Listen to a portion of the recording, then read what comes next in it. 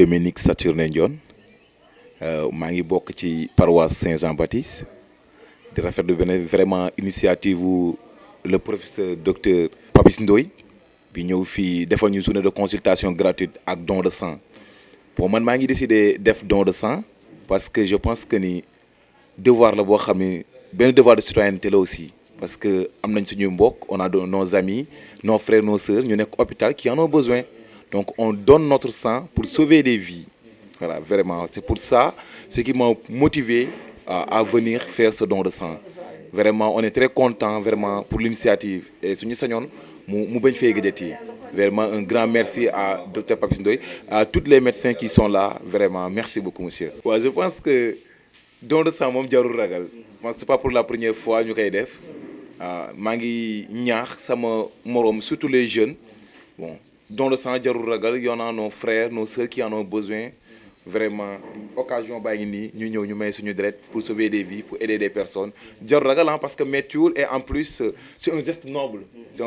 vraiment pour sauver des vies et pour les personnes qui en ont besoin. tey dañu fi ñëw dans le cadre de leur fête patronale seen fête bi ñuy def chaque année may leen consultation gratuite comme ni ñu ko daan defee bon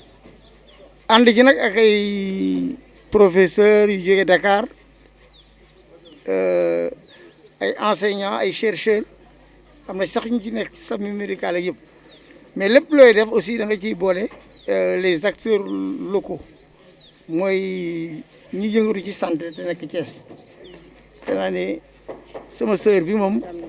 Madame Ndiaye ñëpp xamee nañ ko Thiès waaw ci déclina donc voilà léegi dañu am gan boo xamee ne man xam naa li tax ma indi ko parce que consultation yi li ci ëpp solo mooy ñëpp xam nañ ne feebaru léegi diabète la hypertension arthrose ak lépp tey nag ñu am chance bu rëy ànd ak le professeur Djibi Sow c'est un ami c'est un frère moom day jàngale diabète ci université de Dakar affaire yi diabète tension xarañ na ci lool waaw mu ñëw nag de façon très symbolique indiwaale équipe am pour moom moo yore fii division bi ngeen gis ci biir am na consultation gratuite yi mën nañ ci lim am na don de sang xale yi jeunes yi ñu ngi def fële seen don de sang fii diabète hypertension artérielle dañ dem ci salle gynéco bi ñoom commencé nañ ci suba jigéen ñi sage-femme yi et puis foofu ma koy rafetlu waa Thiès tam ñoo ci gën a farlu mooy l'association des sages-femmes de Saint-Jean-de-Dieu ñu nga fële suñu demaatee ba ca kanam di ngeen gis pharmacie bi médicaments yi ñu fi indi yëpp di ko maye gracieusement après une consultation ku ko mérité ñu jox la ko am na médecine générale am na rhumatologie am na les grandes disciplines mais daal dama bëggoon ñu may Djibi Sow bi nga xam ne sama collègue la jàngalekat la te lii muy def mu xarañ ci lool pointu nuyu kii nga xam ne moo ñu fi tax a ñëw muy professeur Papis Ndoye nga xam ne ñun ñi nekk ak moom université xam nañu liggéey bu muy def ci biir université Cheikh Anta Diop ak yeneen université yoo xam ne ñu ngi ci Sénégal man comme ni mu leen ko waxee rek docteur Djibi Sow laa tudd maa ngi sama spécialité mooy lépp loo xam ne ci wàllu diabète maladie chronique endocrinologie nu mu nekkee enseignant université noonu laa nekkee enseignant aussi à l'université de Dakar à Thiès à Saint-Louis et à Ziguinchor donc ñun ñi partager espace boobu dafa war suñu collègue suñu naataango suñu maître di def journée bu mel nii ñu war fi mën a teew parce que man journée yi lu ci gën a neex ci journée yi lu mu taw danaa génn Dakar ñëw Thiès parce que li gën a am solo journée du joxe garab kese sensibilisation prévention parce que bu ñu tolloo fii ci maladie chronique parce que booba temps dañ doon wax ni ay maladies infectieuses comme lu toll ni sida ay paludisme ay tuberculose ñoo doon rey askan bi ñu dem ba fàtte ni léegi lu ñu naan les maladies chroniques non transmissibles mooy diabète hypertension obésité mooy ñi nga xam ne dañoo am yaram yooyu ñooy maladie yoo xam ne léegi ñoo nekk ci kanam ñoom ñoo gën a faat doomu aadama ñooy gën a gàllankoor surtout nag dañ ne woon feebaru riche yi la mais gis nañu léegi Afrique sax la gën a bare que Europe te loolu yi mag ñi nañ ko doon gis te léegi ñu ngi koy gën a gis ci ndaw ñi journée bi tàmbaleegul mais ci début bi 2 premières personnes yu ñu njëkk xool kenn ki am na diabète te mosu ko xam kon journée bi bu fi yemoon sax mooy atteindre nañu suñu objectif mooy nga gis nit koo xam ne mosul xam ni am na diabète nga ñëw ci journée bu mel ni nga génnee ci benn doomu aadama nga ne ko tey lii mooy sa statut si sa giiru dund da nga war a changer sa doxalin loolu mooy journée bi mat na moo tax journée yi mel nii moo ëpp fuuf médecin toog bureau di consulter ay malade nga ñëw partager ak population bi lii xew moo ëpp une journée de consultation dans un bureau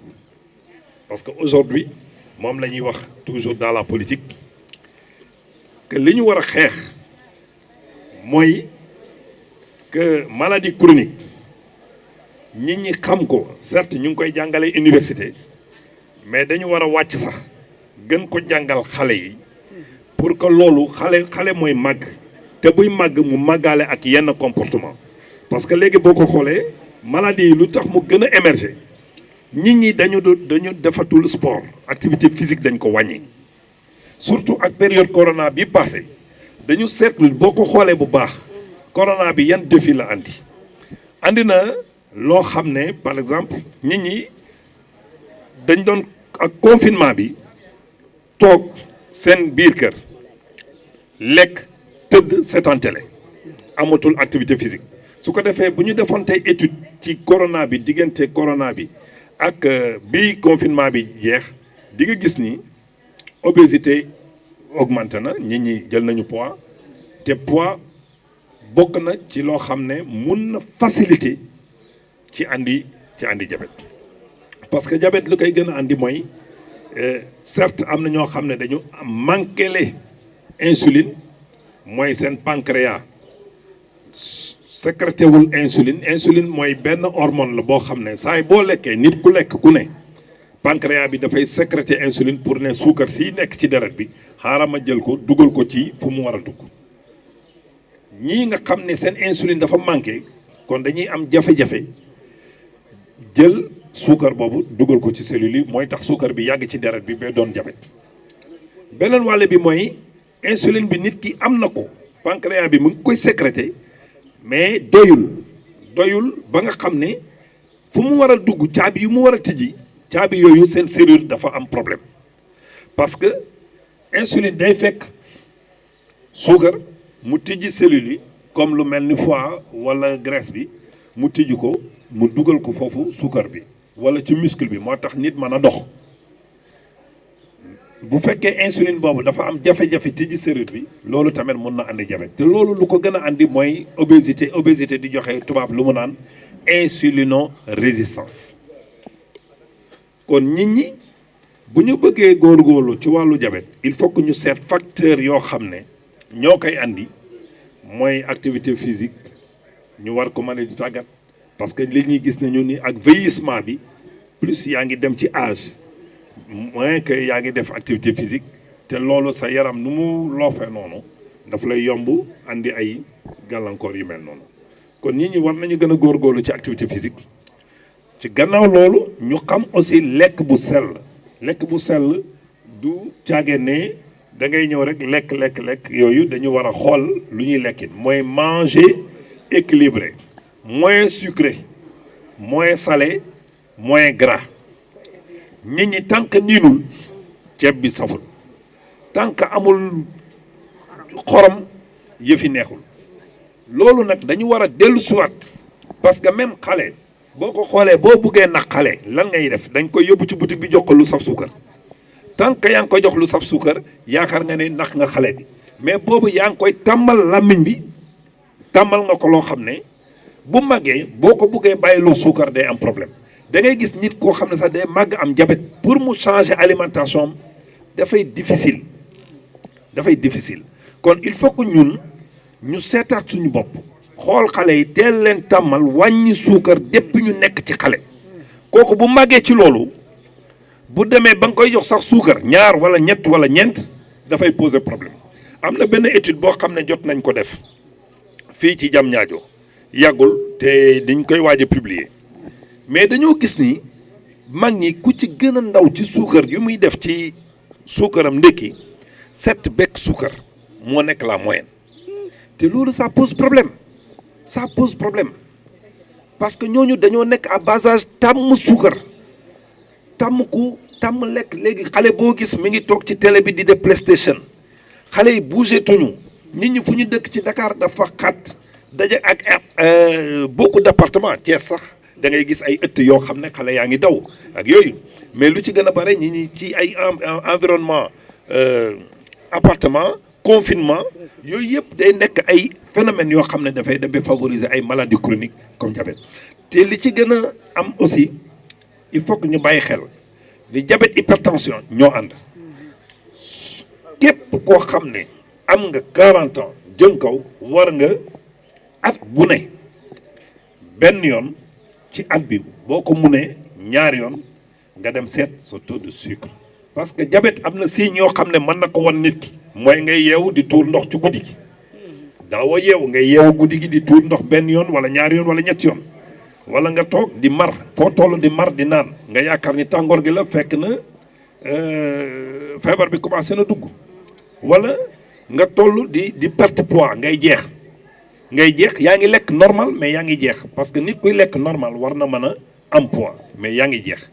beneen bi mooy nga am sa appétit mu élevé yooyu mooy tubaab moom lay wax syndrome cardinal du diabète du caagee ne ñeenti yooyu yëpp nga war a dajaloo pour ñu ne am nga diabète déedéet benn rek boo ko ci amee war nga mën a dem defi sa dépistage mooy nga dem ñu seetal la sa suukar te seet suukar bi dafa am yoon bu muy obéir parce que képp ku am diabète il faut que mu xam lenn ci boppam mooy da koy am ci giiru dundam amul tey am naa diabète am naa trace amul képp ku fi ne am na trace boo ko xoolee ba ci biir am na diabète du maladie boo xam ne dañ ko war a nëbb nit ñi war nañ koo xam du caageen ne lu doy waar la lenn rek li ñu bëgg mooy képp koo xam ne am na diabète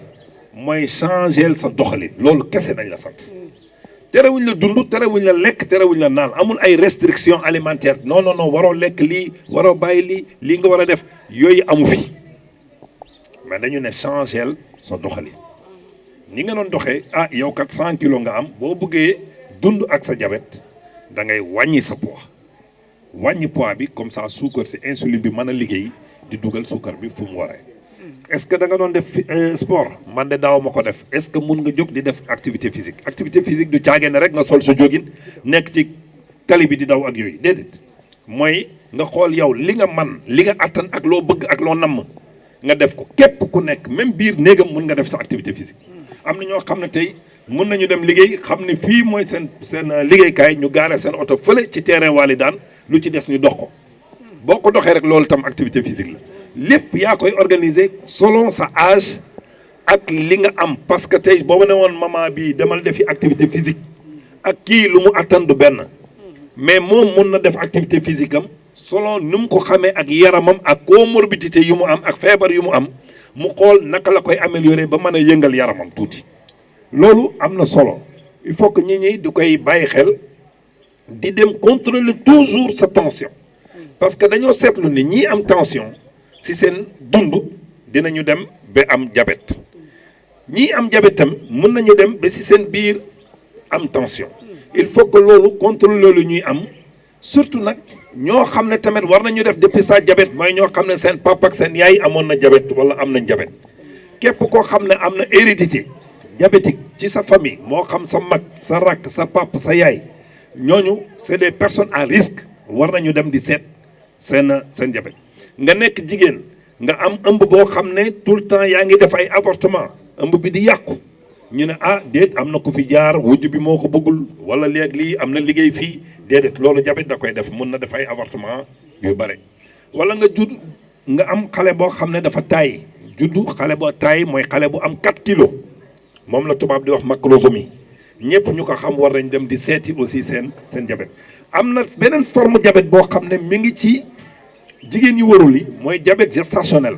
léegi sage-femme yi sax xam nañ ko ba dañ ko boole ci dépistage parce que diabète boobu day feeñ ci biir ëmb nekk ak ëmb bi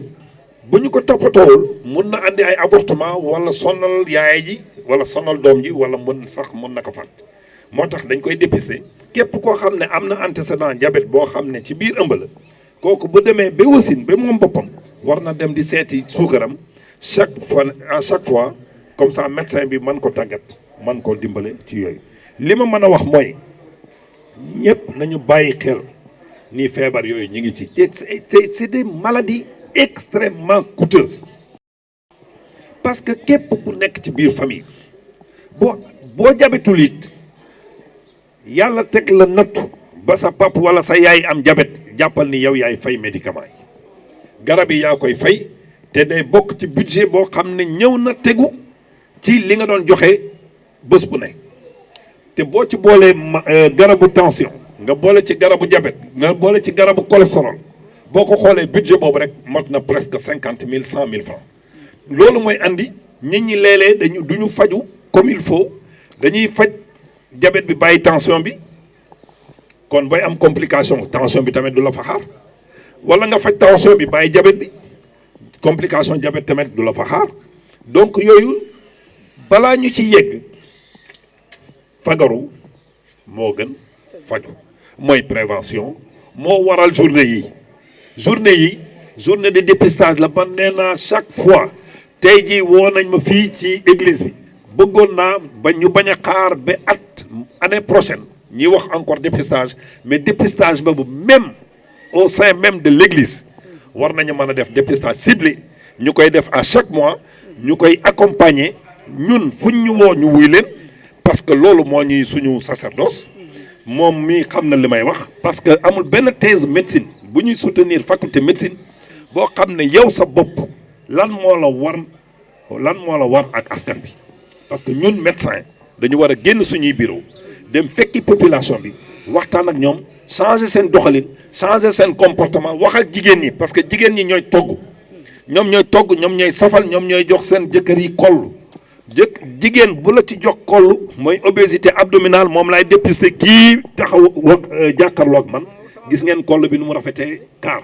tabarfakala mais ñun dañu war a xeex ci loolu pour que jigéen ñi chaque fois bu ñu bëggee jox yu safi yu neex yi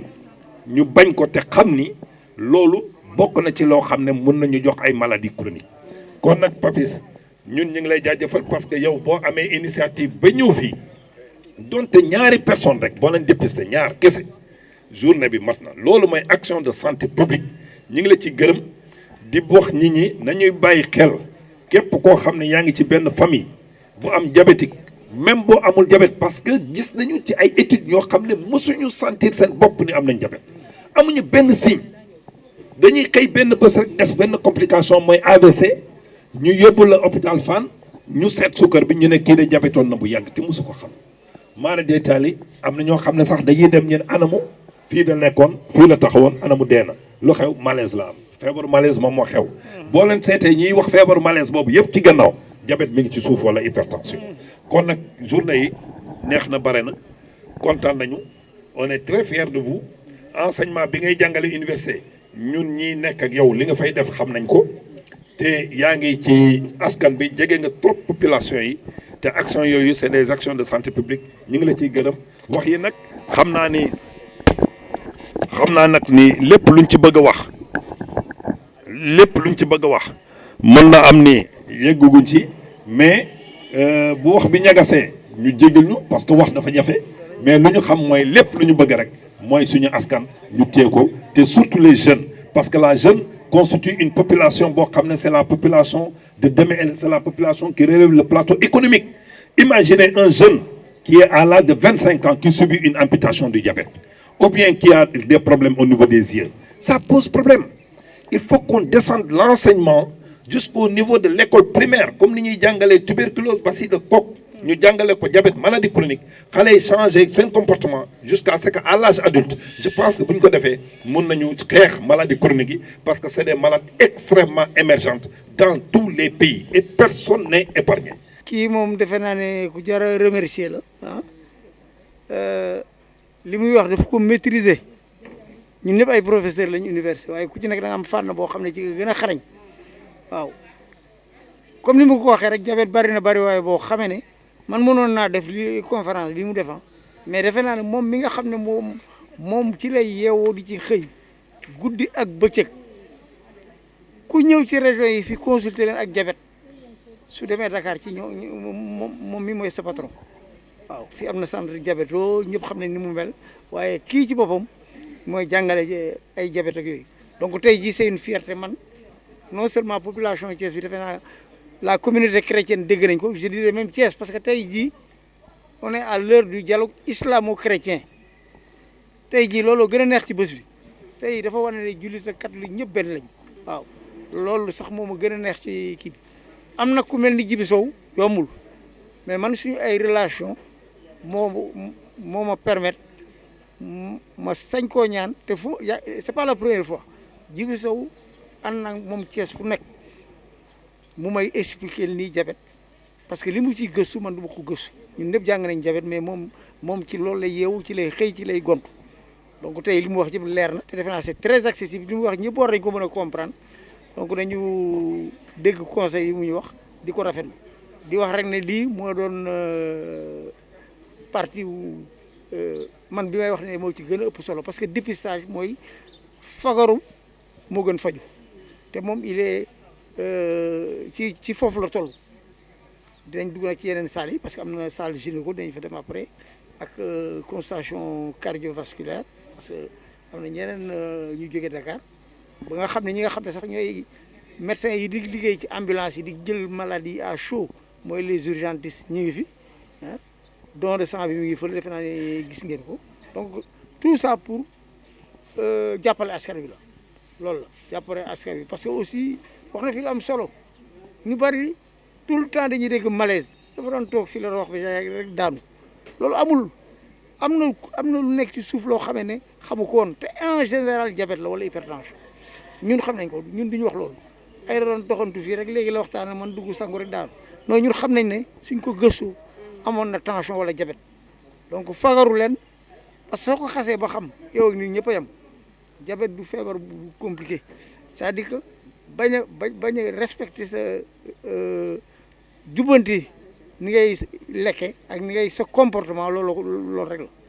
donc encore une fois ñu ngi remercier moom sax jaruma koy remercier kii c'est un frère c'est un ami on a tout partagé de bërki dem rek maa ngi biram di ko draye waaw même ordonnance yi bari sax moo ma ko yónnee nii ak beaucoup de médicaments donc Djibi merci. ñoo ne dafay organiser au niveau de Saint-Jean-Baptiste consultation ñun dañu